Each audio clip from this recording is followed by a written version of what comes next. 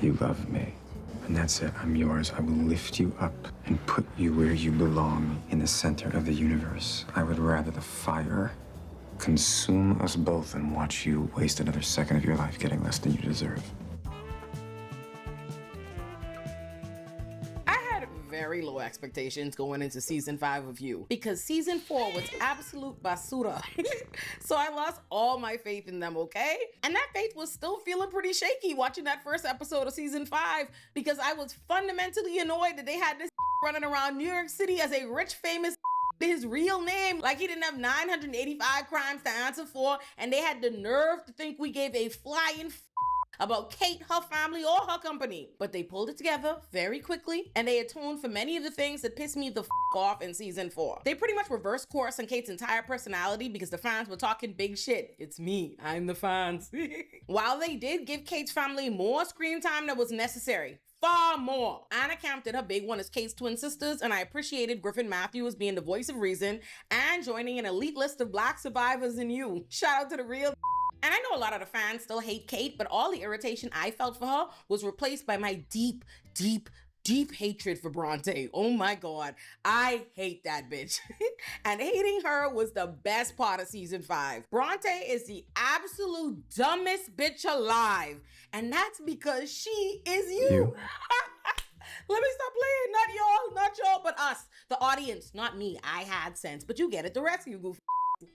The ones who refuse to understand that Joe Goldberg is the bad guy. His victims are the victims, and every negative thing you think about the victims was told to you by the absolute bad man who killed them and wants to justify his actions to you. The sheer amount of times one of y'all have said to me, no, but Peach was really awful because the killed her told you so, be blowing minds. Joe has a vested interest in vilifying his victims, Goofy. Bronte is the personification of the You audience. And season 5 tackles head on how easily the public can and would be manipulated to support an evil mother like Joe, even if all his bad deeds came to light. Because that's exactly how you watching this show season after season, even if the justifications provided to you by the narration of been watching fully hallucinates in season 1 and make up entire human beings and whodunit mysteries just to make himself the hero in the horror movie that is his life. I got a comment recently from someone telling me they didn't like season 5 of You because the writers didn't trust us to come to the right conclusions on our own. And I'm like, babe, they put out 4 seasons where millions of proved to them that they could not come to the right conclusions on their own. Bronte, the character, as well as the public response Joe receives when he starts being publicly accused of the crimes he's committed, are literally just the showrunners holding a mirror up to your faces and saying, this is what you look and sound like eating this bullshit up, romanticizing the killer and hating the victims. It's the writers saying to you that if you hate this bitch Bronte, you might want to make some changes starting with the man in the mirror, because that's exactly what y'all goofy asses have sounded like to us for the past 4 seasons. And while you might want to say, oh, it's just because it's a show, people only root for Joe because it's a TV show, that would be entirely inconsistent with reality. The reception to fictional Joe Goldberg mirrors the reception to real life killers like Ted Bundy. We need to get our shit together as a society. And the You writers made sure we understood that in this final season, and I loved it. Season 5 felt like the writers really getting to get their shit off, drag the audience, and have fun kicking the back end of the guy they've been getting out of sticky situations for 4 seasons. But the chickens have finally come home to roost. Roost? Roast? I know you know. So, we've done the downfall of Guinevere Beck, Joe's preferred match. We've done the downfall of Love, Joe's perfect match. We skipped over Kate because who gives a for real? And now it's time to tackle the downfall of Bronte, Joe's worst match. Roll the theme song, Erin! Black independent, strongest in women. It's Olay, it's Olay, it's Olay, it's Olay now. I know that I'm worth it, so make sure to listen. It's Olay, it's Olay, it's Olay, it's Olay. When we meet Joe in season 5, he is married to billionaire Kate, who has moved mountains to make it so that despite having a murder trail all across the United States and the UK, in addition to having committed the crime of faking his death in order to frame Love as the murderer of Madre Linda, Kate and Joe are now in New York City, the site of many of Joe's crimes, and Joe is now famous for being Kate's doting husband and covering magazines and all type of shit, and somehow nothing is caught up to them. Let me tell y'all something. Couldn't have been my New York City. I'd had a video essay out on Joe so fast, but anyway. Two of the major things Kate did to help Joe live his best life was help him frame Nadia as the eat the rich killer and for murdering her boyfriend, all of which Joe's evil ass did. And she got him full custody of Henry. Took that poor baby from that nice gay couple that was raising him just to give him to a man that last wife turned up dead, and he needed you to help him frame his student for murder. The student he was teaching under a pseudonym because he conveniently fled to another country to live under a different name because he was trying to get away from what exactly? The wife that was already dead? No, that wouldn't make any sense now, would it, Kate? More likely, he was running away from the consequences of killing said dead wife. But because nothing in season 4 makes any sense, and that's when Joe's relationship with Kate is introduced, Kate is written as a character who Joe is always describing as some kind of brilliant mind, but Shorty is somehow inexplicably the stupidest bitch on earth for no logical reason, and is somehow so pressed to be with Joe. And don't know from Adam, who she spends most of her time sniping at the beginning of season 4, and whose presence usually results in a mysterious murder of one of her closest friends and even her father. She somehow doesn't question why he'd need her to frame someone for murder. Any way, when season 5 begins, we're somehow expected to believe that 4 years have passed since the events of season 4, and that Joe has been successfully portraying the perfect husband and father for 4 whole years. Not killing nobody for 4 years. But suddenly, the spirit of Love Quinn possesses this, and he just needs to kill. He goes from allegedly happy as living his perfect life, madly in love, to overnight sick to death of this bitch Kate because she will not give him license to handle all his problems like his name is Love. In other words, killing. I love that this season made sure you realized that no one is enough for Joe to stop being who he is, murdering, cheating, and lying. Because Kate is exactly who Joe complained that Love wasn't. And he murdered the out of Love, only to marry Kate and hate her stinking guts for not being like Love. The message is that everything Joe has ever been waxing poetic about Love has been capped. Just crazy ramblings, and y'all gotta stop giving it credence. He is a wicked. So just like Joe could not wait to cheat on Love with Marianne, the minute this nigga lays his eyes on what appeared to be a vagabond homeless hipster breaking into Mooney's, which Kate purchased for him, instead of throwing this bitch out of his shop and making sure to close and lock the doors and windows so no more bum bitches don't sneak in, he decides to now imprint on this bitch like his name is Jacob from Twilight, just like he's done to a million unlucky bitches before her. Only this time, the joke is on him, because what he thinks is a quirky, adorable loser is just a loser with a dream of being a main character and a backup session he doesn't know about, but we'll get to that. So Joe meets this gal who, as far as he knows, is breaking into his store that his wife bought him to steal books, and he offers her a job. Then the gal misses and let it slip that she's not only still breaking into the store, but that she's sleeping there overnight because the gal is also without home. So Joe decides to be a progressive's dream boss and offers her more money to afford an apartment of her own before just outright giving her his old apartment above Mooney's, which Kate also bought for him. Let me tell you something. The nerve Joe had to be trying to trick on his side bitch with his wife money, Kate better than me. Because let me tell you something. I took a page out of Love's book and got the plan and murder. He had Kate OD up the way he was her money. At least he wasn't tricking on Marianne with Love money. God damn. So Joe does all of that for this gal, Bronte, who he just meet, only to find her locked in the glass cage in the basement because this gal tells him she broke in to steal some of his rare books to sell for bread, like this man ain't already gave her a job, a raise, and a place. And for all of 1 second, Joe acts like he has even a shred of common sense about him and fires her, only to immediately rehire her. Because please understand that the only thing on Joe's mind this season is cheating on his wife and murder. Joe trying to get to the pussy and take souls. That's it and that's all. So he rehires this gal, and when he goes with her to some event he have no business going to as a man with a wife and a child, her ex-boyfriend is there. And not only does this man drag her for filth on stage with a microphone for the entire room, he also reveals that Bronte is not even this gal's real name. She is really a gal named Louise Flannery, a loser from Ohio who's moved to New York to reinvent herself as a writer and a vagabond. And do y'all think Joe, the serial killer with much to hide, became suspicious of this very suspicious gal? No, sir.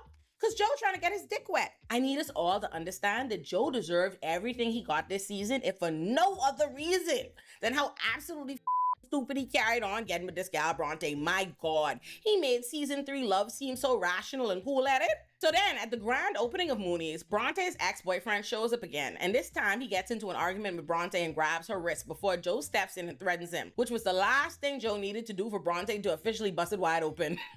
So now they full on having this affair until Bronte suddenly disappears, leaving a note behind her saying she had to disappear. Lord, this foolishness but I get so convoluted. We all know that hunting bitches down is Joe's favorite pastime. So he saw that note and said, say less, I'ma find this bitch. So he starts stalking her ex's social media and comes to the conclusion that she must have ran off with him based on what the ex is posting. But he didn't even have to work too hard to figure out where she gone because the gal called him and gave him enough information for him to figure out where she gone. And when he gets there, she crying him and all of that. But at one point, he's upstairs and Bronte is downstairs when Joe hears Bronte arguing with her ex-boyfriend downstairs. So he runs down there and murders the because this is Joe we talking about. He is killed for less. But he didn't just murder him. Before he murdered him, he looked to Bronte first for non-verbal approval, which she appears to give him like, do it, finish him. So he does. He finishes this, but right then, that's when two people bust through the room on TikTok Live, exposing the out of Joe, and this gets arrested, and that's when we learn the play. The Joe killed was not Bronte's ex. His name is Clayton, and he was actually the son of the therapist that Joe framed for Beck's murder. And Bronte is not just a gal named Louise, but Beck was Louise's TA, and she was obsessed with her and very impacted by her death. And she ended up becoming friends with Clayton and the two people that exposed Joe on TikTok because they all spent the last several years tracking down every lead, witness, piece of evidence, all this shit on Joe's crimes. And now they basically trying to prove he's guilty and exonerate Dr. Nikki. Louise took it upon herself to move from Ohio back to New York City to help them. And she then chose to break into Joe's shop to force an interaction, to put herself in harm's way, to establish this plan so that they could nail Joe and get justice for Beck and Dr. Nikki. Mind you, the friends them said, don't do this. She's the overzealous gal who won't be in Joe's face. Now, I need y'all to understand. When they bust through that room on TikTok Live, I was in here like, let's go. Oh my God, we got him. Got him. When the TikTok videos started coming out from everybody that Joe's crossed paths with before, I was getting my life, okay? Like, yes, ham this up. For this stupid bitch Bronte to it all up. The police have Joe in 4K murking and this bitch tells them that Joe was just defending her. This bitch, who has all the evidence in the world of what Joe is, has fallen in love with him despite knowing what she knows because, again, she is the audience. On top of her falling in love with the man she was supposed to be trying to nail to the cross, so she can't bring herself to believe he could have done any of the crimes they've spent years looking into, she also decides that Clayton is a villain who deserved death because he was gonna hurt her because he got angry at the bitch who was supposed to be his friend and on a mission to exonerate his father, started sleeping with and falling in love with the serial killer who framed his daddy for murder and destroyed his family. Dog, let me tell you something. Bronte was working overtime to try to vilify Clayton, but let me tell y'all, Clayton better than me. Do you know how outrageous it is for your friend to start killer who framed your daddy for murder? And now she talking la-la-land, lollygagging bullshit because the killer whispered a few sweet nothings in her ear? I'd have lost it. You're a victim. Dog. She was running the on about how Clayton endangered her life because he didn't care about what happened to her because he thought that Joe was a crazy, jealous killer and he was still using her as bait by making a social media post seem like they'd gotten back together so that he could lure Joe to the house and catch him doing a crime. She was running right on about how Clayton didn't care about her life, but she could miss me with all the bullshit because it's her stupid ass that don't care about her life. You start popping for a man you have every reason to believe has been routinely murdering all his bitches and everyone around them. You care way less about your life than Clayton did. In fact, it was Clayton and the other two friends who told her don't go anywhere near Joe because that shit was dangerous. But this gal was pressed to meet him because she wanted to be a main character so bad. This gal wasn't trying to know avenge back. She was trying to be back. And in fact, even the name Bronte was based on some shit Beck told her to read. And despite what spending years trying to solve a girl's murder might lead one to believe, Beck wasn't this gal's friend. She was her TA.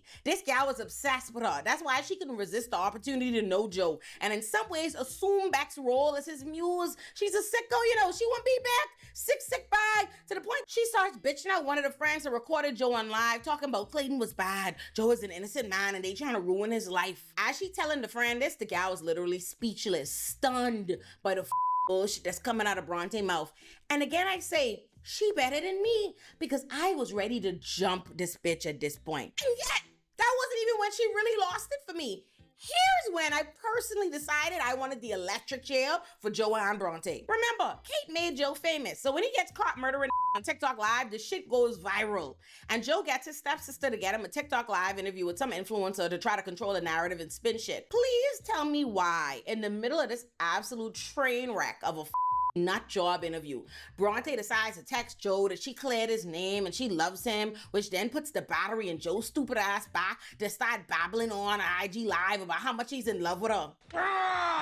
Let's really think about this, shall we? Not only is Joe a married who murdered a TikTok Live, he also previously faked his own death and told the world it's because his dead wife was gonna kill him. But the wife dead and he alive. And that now married to a new woman, is now on TikTok Live telling the world he's so in love with his mistress that he had to kill and defend her. If y'all could see how absolutely stupid Joe looked and sounded saying this stupid shit, but because the world hate women so bad, Joe immediately gains a psycho incel fan base who hate Bronte and blame her for his arrest. So one of those plans to go kidnap and do whatever they want to her, but Joe already had plans to do that. So when that party was about to snatch Bronte, Joe snatches them both, puts the man in the cage in the basement, and handcuffs Bronte to the bed of his old apartment after breaking her ankle. But he lie and say he didn't break the ankle, and she stupid enough to believe that because the bitch dumb. I tell y'all a lot. She's y'all.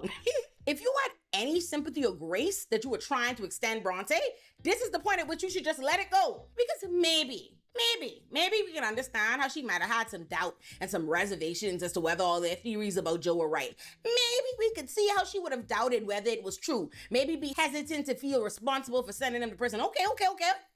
But Joe literally takes her to the basement, shows her the cage, and tells her she could make the choice as to whether he murdered us or not.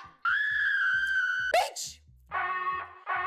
You know what this is? You now know. You have seen him kill a. He has now kidnapped another, put him in a glass cage he has been credibly accused of caging and murdering people in, and he is now telling you he will kill his. Oh my God. She now has confirmation, and yet this goofy, dizzy bitch is like enchanted with some bullshit fantasy that he's just doing this because he loves her. This what real love and care looks like, and he just wants to protect her from bad men. She's now more in love with this man than ever before. The man who, on top of all this murdering shit, is also married with a child home, you know. Understand that from this moment on, there was nothing. Nothing.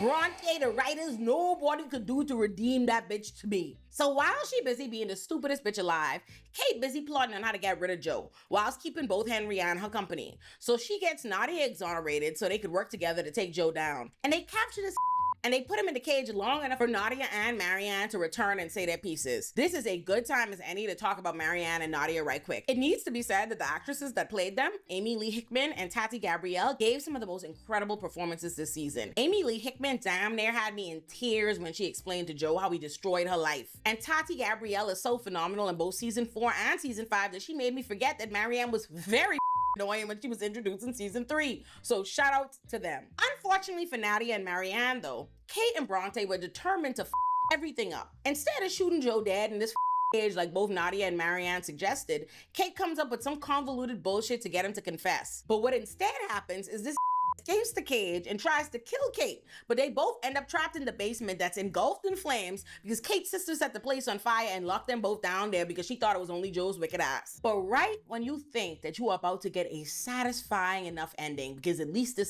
Joe was finna die, stupid ass Bronte, who'd been loitering outside of Mooney's and ran into Marianne, who gave her a speech about who Joe really was, saves Joe from dying in the fire. No! And the bitch leaves Kate to die, mind you. So you ended episode thinking, is this bitch for real? She saved him? You end the episode hot.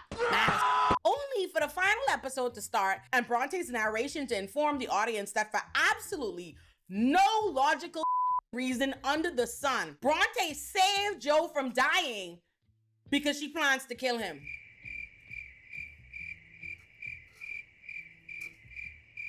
Make it make sense, people. This bitch wants us to believe that she suddenly needs the exact details on how Joe killed Beck for justice to be served. So now she's riding in the car with him, pretending to be the Bonnie to his Clyde while trying to figure out how to kill a murderer she could have let die yesterday. Huh? Let me tell y'all something. If it wasn't for the fact that I lived for the final fight scene between Bronte and Joe, I would be talking so much shit on how absolutely stupid this was. So this gal spends all day pump faking like she in love with Joe, who is busy romanticizing their future together and getting fake IDs for them. Everything's going just fine till right when they about to gal pulls a gun out and puts it to Joe's head. But instead of shooting this or doing anything like somebody with half a brain might do, she starts instead trying to demand he tell her what he did to Beck before throwing Beck's book at him and making him cross out every part that he wrote, which is music to Joel, because he had like, oh, this gal is clearly pussy. She ain't finna kill me, this hope. This gal let a killer take her to an unknown location off the grid with no plan, no backup, and no balls, because she could not bring herself to shoot this as though he would hesitate to pack up. So of course, when they get to tussling, this bitch gets shot. But the next thing you know, you see her running out of the house trying to get away and trying to call the police. But she's wounded and drops her phone after calling them. And when I tell y'all, this Joe was running behind her fast as okay, knees to chest, okay? She did not stand a chance. Joe drowned that bitch. He drowned that bitch in the water for true. But before he could get away, the police show up. So he hides in the woods and quietly murders the first cop he encounters. And that's when I knew Joe was a We killing cops? We killing police, Joe? that I am desperate. But unluckily enough for Joe, the bitch he both shot and thought he drowned has somehow reemerged and she has a gun again. So Joe begs her to kill him because he can hear the police gaining on him and he'd rather be dead than in jail. But she refuses. Instead, she shoots Dick and the show ends with Joe in prison, mad as alive, somehow having survived being shot and left to die in a fire in a locked basement, and Bronte walking around feeling accomplished like we give a It might not sound like I enjoyed season 5, but I swear to God, I really did. I have been a Joe hater waiting to see him lose for years now. And I believe Joe is the kind of rather be dead than exposed and lonely, so I love that ending for him. I hated Bronte, and I wish they found a way to defeat Joe and still kill her, because I don't care what she thinks she accomplished. That bitch is a weirdo and a fool, and y'all need to learn from the consequences of y'all actions. That gal would have put back skin on if she could. No one can convince me otherwise. But she was the mirror that many people needed, and I loved how it felt that the show entered the real world by making social media and the internet's reception to Joe a real element. It was dope and a strong redemption from season 4. I loved it. Y'all should subscribe to the Patreon. I put, for the people who want to hear me doing all my cursing, we put the uncensored versions of every recap on the Patreon. So do that.